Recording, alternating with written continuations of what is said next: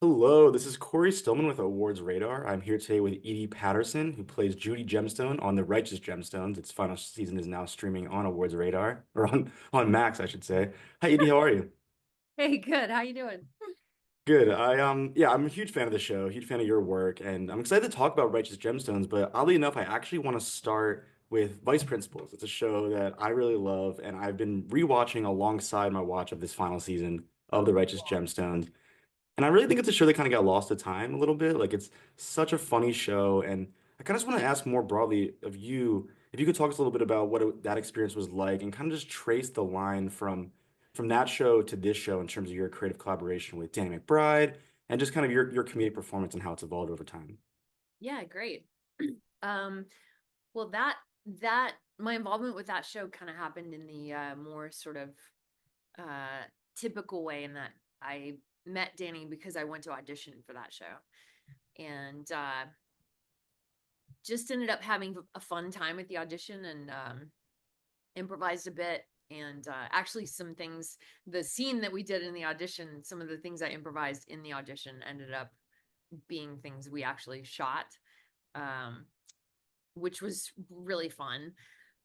But yeah, I already was a fan of his from Eastbound and from different movies, and so was excited to audition for that. And then when I went to do it, just we had so immediately had a really good time. I think we were doing the scene. Not I think we were doing the scene where we're about to go on a field trip in Vice Principals. We're about to head all of us off on a field trip. And I think the first thing we shot was him approaching the bus. And I'm kind of trying to flirt with him, and he's trying to get on the bus. We did it a couple of times and got it. And then I asked Danny, do you want us to throw anything different to you that you can play with? And he said something like, hey, say whatever you want. and which was music to my ears. And so then I just started trying to like tee him up and set him up for things. And yeah, we had a pretty immediate, really fun, creative chemistry together and a comedy chemistry. And then had just like such a blast working on that show. What I thought was going to be 3 or 4 episodes of Miss Abbott ended up being the entire second season and pivotal part of the plot, and just was a dreamy awesome experience. And after we did Vice Principals, Danny and I wrote a movie together, which we still will end up making at some point. um, he'll direct it, and I'm in it mostly with a kid, like a teenage kid. And we wrote that and had such a good time writing that together that when he thought of the concept for Gemstones, he knew that he wanted me in it and that he would like me to write for it as well. So that was kind of the progression of all that. Very cool. Well, it's also awesome to hear that this is not the end of the Edie Patterson, Danny McBride collaborations for us viewers. Such, so much comedy, so much fun to be watching these. And I'm curious, so I know obviously you are a writer on the series, so maybe your perspective on this is a little different, but my understanding is that the cast and crew weren't super aware that this was the final season going into the table reads of the Righteous Gemstones. Is that correct? Yeah, we actually didn't do table reads, and I would say even being part of the writing, I didn't know it was the final season because we always came at every season with wanting them to feel like its own thing and like put a bow on each present that was each season. And so we knew we wanted to try to really stick the landing, but I for sure didn't know like this is the landing. Right. um, Was so there a sense of finality, or is there something different you think about as you sort of approach this final season, this final episode, that you and everyone around you was like, oh, we can this feels bigger. This feels like a bigger bow, if you will, at the end of this yeah, I season. think so. I think it started to feel like, oh, this might be the final season. And it was just sort of like an unsaid an unsaid elephant, which was probably a great idea. on Danny's part to not lead with that. And then we could all just go in and like, if that feeling started to creep for any of us, I'll speak for myself. If that started to creep of like, oh, whoa, this might be the last, what it did to me, because that wasn't a definite, was just made me savor every moment. It made me really appreciate the fun that we were having. I think if I had known full out, like in black and white, this is the final season, I don't know. I think there would have been some hindering sadness in the mix. And I think probably the gray area we got to live in was pretty special, honestly. Uh, but yeah, I think we all had kind of a feeling that it was a possibility, because when we finished our final shot, we were doing a church lunch to finish the entire shooting. Um, yeah, it was like a dam broke in all of us, and I think we all just sort of went, "Ooh, yeah, it really might be. It really might be the end of it." It makes a lot Um, of sense because I mean, obviously I'm sure you build chemistry amongst a cast on so many shows and films, but this is a show about a family, and there is like this familial aspect to the Nothing Righteous like this. Gemstones. Yeah. Yeah, nothing like this. Yeah, we genuinely, all of us, cast, crew, everyone, we genuinely uh, really, really enjoy working together, love each other, and find one another hilarious.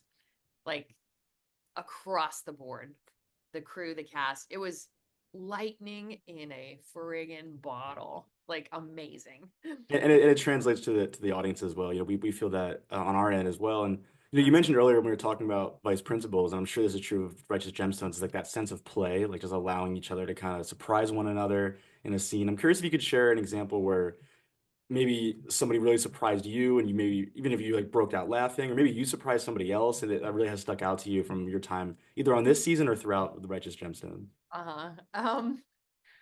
Well, first of all, there are so many of those moments.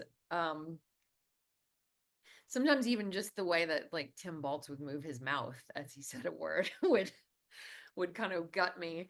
But there was this there was this scene the first season. There's actually a if you go to if you go to Max and you're watching Gemstones, if you go down to the extras, there is, I think it's maybe like a blooper reel, or I don't know, it's in the extras weirdly on the um Max site.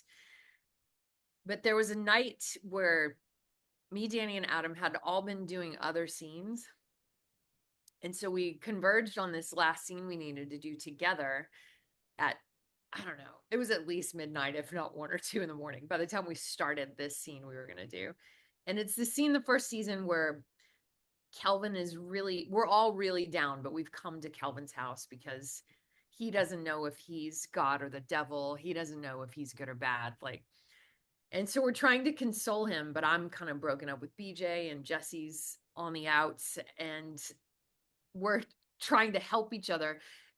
And for whatever reason, that night we shot into space with like not being able to stop laughing.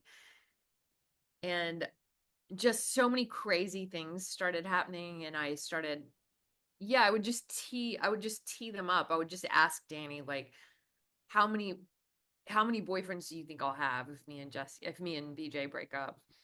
And he would try to say like, oh, you'll have so many. And then that all of that was improvised of him saying how many boyfriends I would have, and me asking, will they go down on my butthole? And him saying very sweetly, yeah, sis, I think they will. And like, if you watch the extras on that, you'll see at certain points like tears literally drop out of my eyes. I'm laughing so hard. There's a point where Adam leans over to me and says, because you can hear Jody in the background go like, uh, okay, Edie, that's your line. And I knew it was my line. And Adam goes, hey, it's you. And I in that video, you see, I go, I'm trying.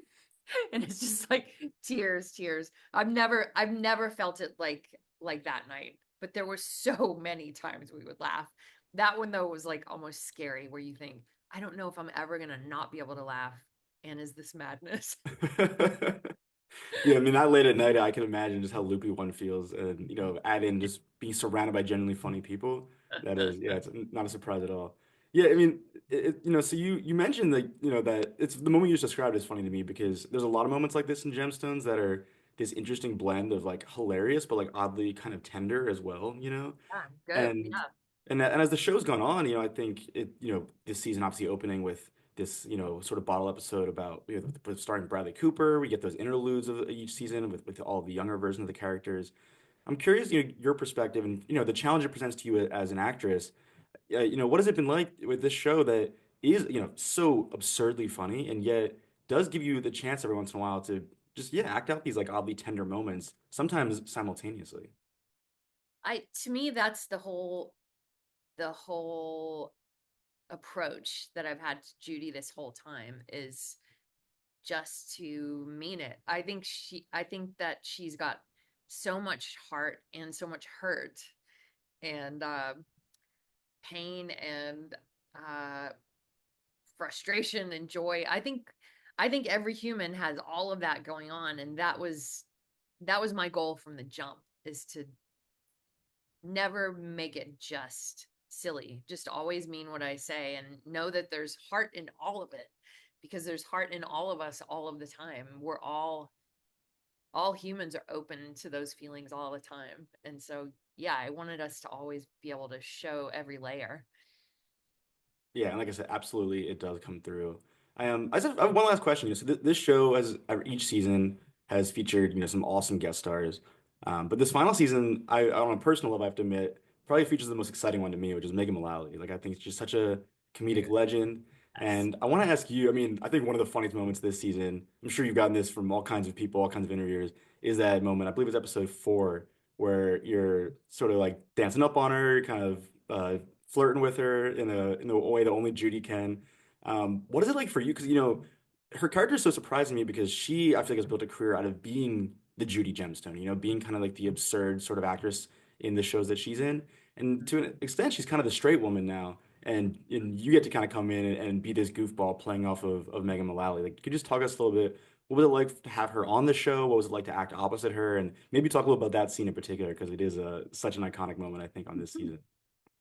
Well, knowing that Megan was coming was just incredible. I had never met her before, but was and am such a fan. I think she is just a killer. Yeah, she just is one of the greats.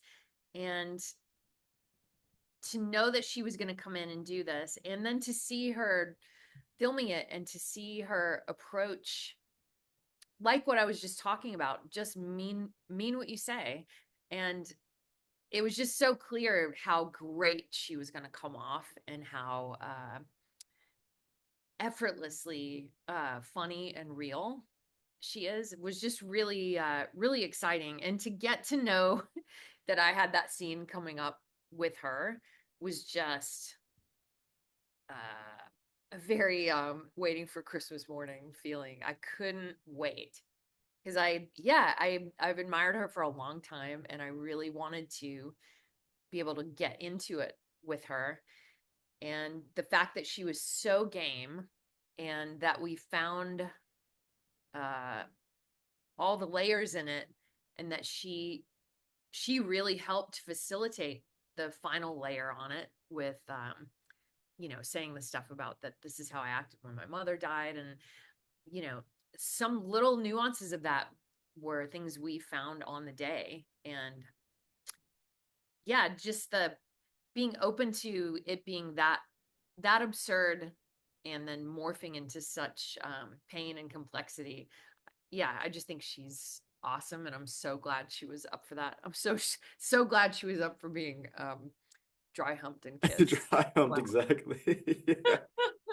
Yeah, I mean, like you said, I'm sure there's a lot of scenes that are play on this show, but that one you could see it, on like the metatextual level, you could see the two of you just really playing and really having fun with that one. So yeah, well, Edie, thank you so much. Thanks so much for joining Awards Radar. Thanks so much for just delivering this amazing character in Judy Gemstone. I'm so glad we have this film eventually to look forward to now between you and Danny, because that sounds like such a gift. And yeah, just thanks so much for talking today. Well, thank you, Cory. Yep. This has been Corey Stillman for Awards Radar. Righteous Gemstones is streaming on Max, not Awards Radar's website, as much as we would love that. You can watch its final season now. Thanks again, Edie.